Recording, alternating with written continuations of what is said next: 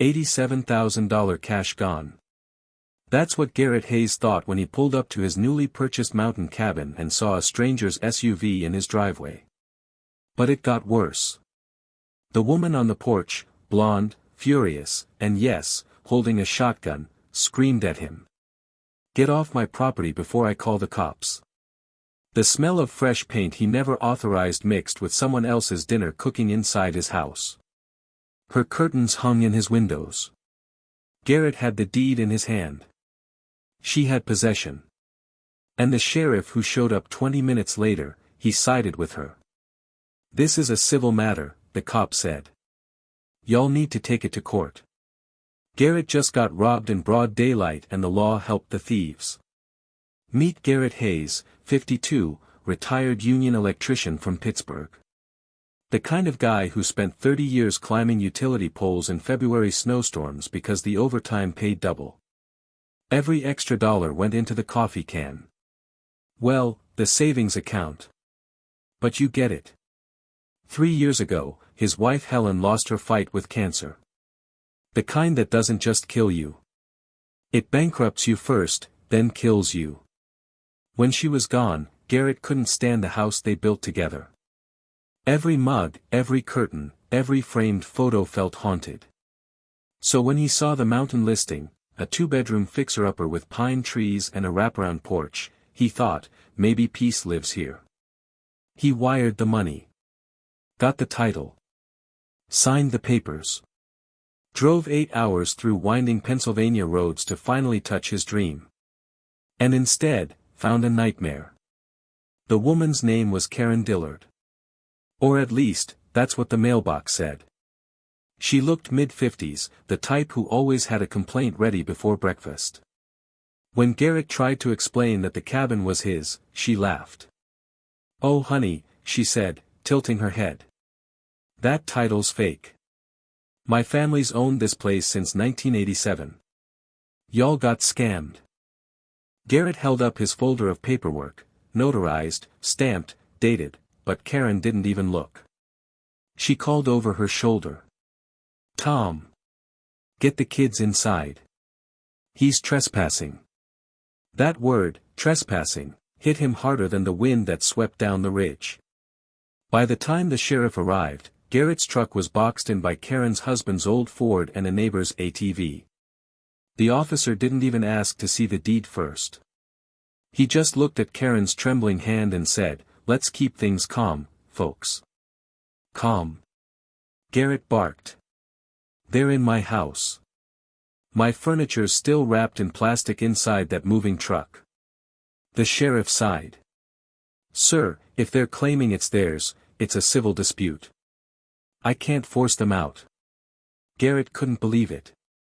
The woman literally had his power running, his water running, and his property taxes paid up to date, and still, somehow, she had the upper hand. As the sun went down behind the ridge, Karen stood on his porch, sipping coffee like it was a normal evening. Garrett sat in his truck across the dirt road, staring at the light glowing through his windows. His phone buzzed, a text from his friend Rick, another retired lineman. "Bro, squatters' rights laws are crazy up there. Don't go alone. Get a lawyer." Garrett clenched his jaw. A lawyer meant more money. More waiting. And meanwhile, his house was being lived in by strangers who probably didn't even pay a dime. Somewhere deep down, he knew this wasn't just about a house anymore. This was about respect, about being stripped of everything he'd worked for. And as he watched Karen lock his front door from the inside, Garrett Hayes made himself a promise. He wasn't walking away. Not this time. Garrett didn't sleep that night. He sat in his truck parked on the gravel shoulder, headlights off, watching the cabin lights flicker through the trees. His own cabin. Every time Karen's silhouette moved across the window, something twisted in his chest.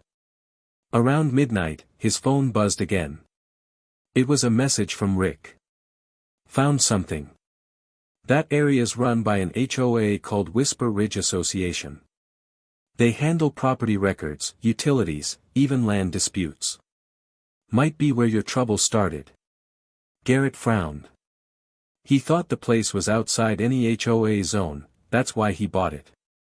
The real estate agent had promised, no HOA fees, no restrictions. Now, he wasn't so sure. At sunrise, he drove down to the Whisper Ridge HOA office, a small cedar-paneled building that looked like a fancy cabin itself. The receptionist, a younger woman with the same sharp tone Karen had, barely looked up when he entered. "Name?" she asked.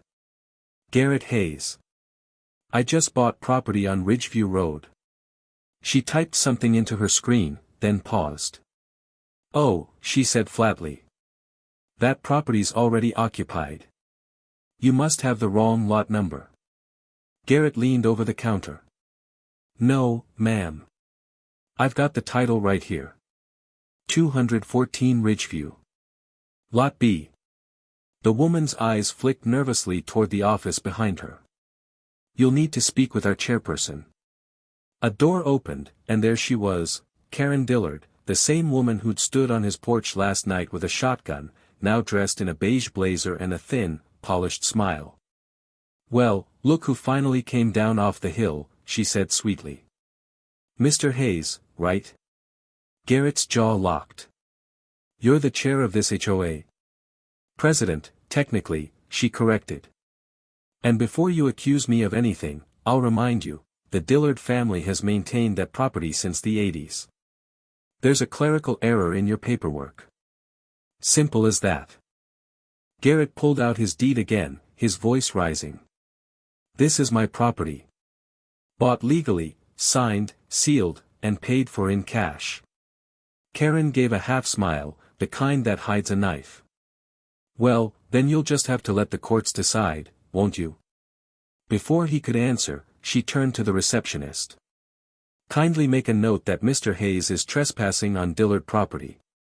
We'll need documentation for the board." Garrett froze. "Documentation for what?"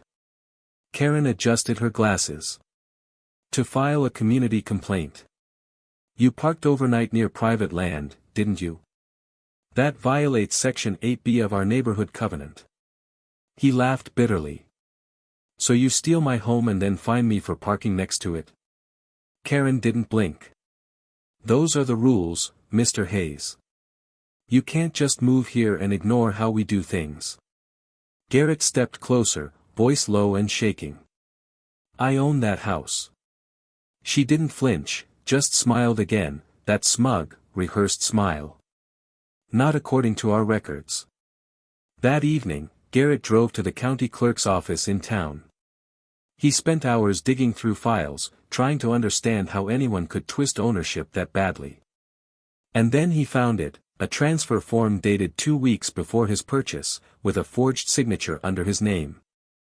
Someone had sold his property twice. And the notary? Signed by K. Dillard. The rage that hit him was cold, not hot. Cold enough to plan. Cold enough to act. He stepped outside into the dark mountain air, gripping the folder like a weapon. Down the valley, faint porch lights glowed where the HOA members lived. They thought he was some old retiree who'd give up and drive back to Pittsburgh. But Garrett Hayes had climbed power poles in ice storms. He wasn't afraid of heights, or a fight. The next morning, Garrett woke up to pounding on his truck window. 2 sheriff's deputies stood outside, hands on their belts, eyes cold. "Garrett Hayes?" one asked. "Yeah. You're being served. Restraining order filed by a Mrs. Karen Dillard. Says you broke into her home last night." Garrett's chest tightened. "My home," he growled, but the deputy had already turned away, tossing a folded document through the open window. He read it twice. Karen claimed an unknown man had entered her residence, stolen documents, and threatened the safety of her family. Attached was an HOA statement labeling him as a dangerous trespasser. The sheriff had signed it himself. Garrett sat there, staring at the paper. Every word was a lie, yet every signature was real. By noon, the whole town had turned on him. The hardware store where he'd bought supplies refused service. The diner owner wouldn't meet his eyes. When he filled up at the gas station, people whispered near the pumps. "That's the guy who broke into the Dillard place. He's some scammer from out of state." The HOA had done their work well. Karen had turned him into a ghost before he could even fight back. He drove to the county building, binder in hand, demanding to see the records clerk. The woman behind the glass frowned as he explained the forged documents. "Sir, if Mrs. Dillard is the legal occupant, you'll need to wait for a court ruling." "She forged the ruling," he shouted. "Look at the notary stamp, it's her own name." But the clerk just shrugged. "Take it up with your lawyer." Garrett left the office trembling. Lawyer. Money. Time. All the things Karen knew he didn't have. He pulled over near the ridge and stared down at the valley, his land, his dream, his whole reason for leaving Pittsburgh. And now, it was just a story for the HOA newsletter. But then his phone buzzed. It was Rick, his old union buddy. "Saw the Facebook post, man. They're saying you're squatting. You got proof, right?" "I've got everything," Garrett said. "Then let's burn them with it. I know a local reporter, she hates HOA crooks. You send her that binder, she'll dig." For the first time in weeks, Garrett felt a pulse of hope. That night, he scanned every page and emailed the reporter. Within hours, she replied. "This looks big. Are you sure you're safe?" He almost laughed. Not anymore. 2 days later, the first article went live. Retired electrician claims HOA president forged ownership of mountain home. It exploded across local Facebook groups. Hundreds of comments. Some sympathetic, some cruel. But people were talking. Karen, of course, struck back. A press statement from the Whisper Ridge HOA appeared online the next morning. "We sympathize with Mr. Hayes, but our records prove Mrs. Dillard's rightful ownership. The HOA will continue to protect the integrity of our community." But this time, Garrett wasn't alone. Former residents began commenting, sharing stories of harassment and forced evictions. A pattern. A history. By sunset, a news van rolled up the mountain. Garrett stood near his truck, binder in hand, when the reporter stepped out. "You ready to tell your story?" she asked. He nodded. "Yeah. Every last bit of it." Behind them, up the hill, Karen stood on the porch, his porch, arms folded, watching the cameras roll. For the first time, she wasn't smiling. The news segment aired at 6 p.m. sharp. Garrett sat in his truck on the ridge, radio turned low, watching the sunlight bleed out over his land. The reporter's voice echoed through the static. A retired electrician claims a local HOA president illegally occupied his mountain property. County records show inconsistencies in the deed transfer. And then they showed it, his cabin. His paint. His porch. Karen standing in the doorway, trying to hide her face behind the screen door. Within hours, the video went viral. By morning, reporters lined the road. Drones buzzed overhead. Karen's picture, the HOA Queen in Pearls, was splashed across every regional site with captions like, "Property Scandal in Whisper Ridge" and "HOA President Accused of Forgery." Garrett barely slept that night, but for the first time in months, he smiled. The next day, a black SUV pulled up beside his truck. The man who stepped out wasn't media, he was clean-cut, suit sharp, county seal pinned on his lapel. "Mr. Hayes," he said, extending a hand. "I'm Investigator Dalton. County Attorney's Office. We've got questions about some unusual transfers." Garrett handed him the binder. "You'll find more than transfers in there. You'll find a damn theft." Dalton opened the first page, his eyes narrowing as he skimmed the signatures. "These notary stamps, they're self-witnessed. That's illegal." Garrett nodded slowly. "Told you." Dalton sighed. "We've been hearing complaints about this HOA for years. Maybe you're the one who finally brought light to it. For the first time, Garrett felt something shift. Maybe the mountain was listening. But Karen wasn't done. That evening, she held her own press conference, right there on his porch. Cameras flashed as she stood before a hand-painted sign that read, "Protect our neighborhood." "These accusations are baseless," she declared. "This man has harassed my family and trespassed on our property. We will not be bullied by outsiders." Her voice cracked slightly, not from guilt, but fear. Garrett watched from a distance, phone recording, as a group of HOA loyalists clapped behind her. Yet among them stood others, neighbors whispering, shaking their heads.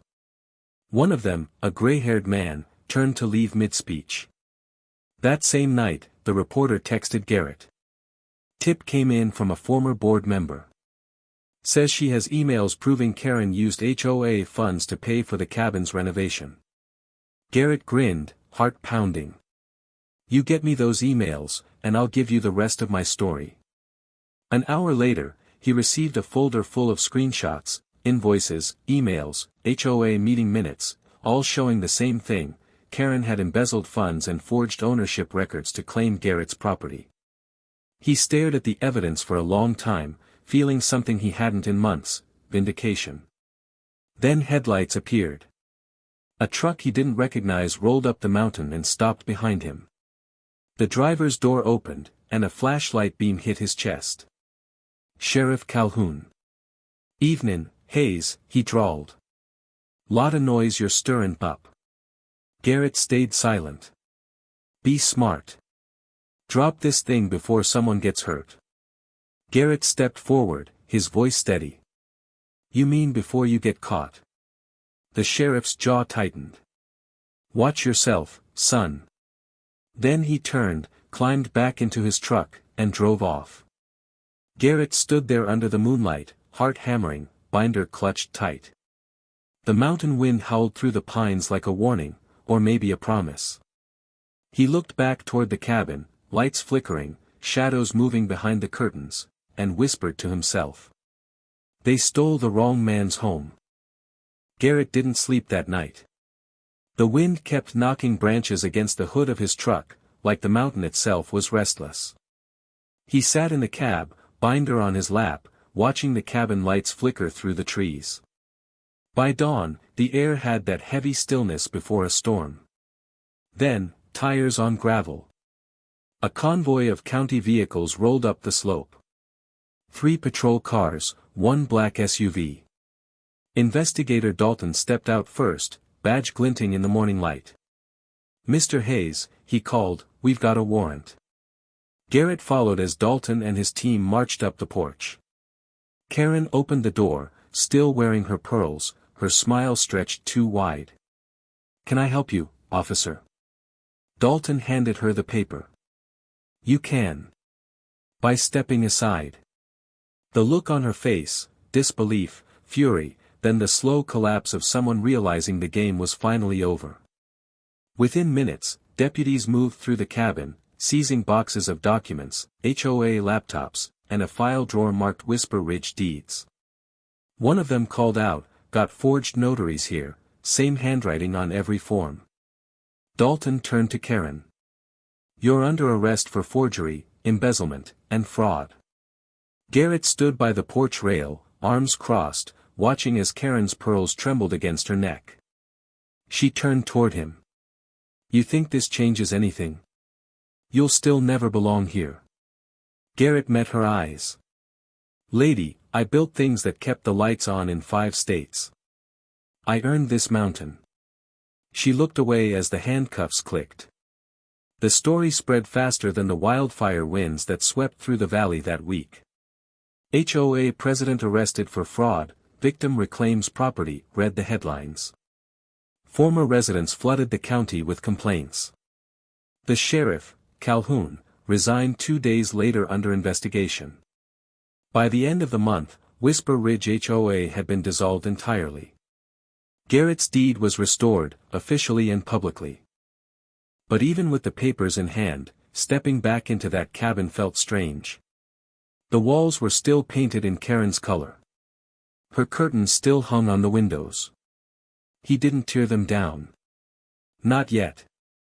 He just stood there, the evening sun cutting through the dusty air, landing on the old stone fireplace he'd planned to rebuild for Helen before she got sick. He whispered to the empty room, "We made it, sweetheart."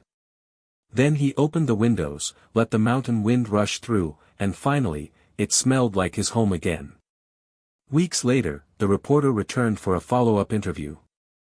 "So, what's next for you, Garrett?" she asked, smiling. He looked out at the valley below, the forest he'd defended, the ridge that almost broke him. "Gonna fix it up, just like I planned," he said. "Maybe turn it into a place for folks who got burned by people like her. Somewhere honest men can breathe." The reporter nodded. "Think you'll ever forgive them?"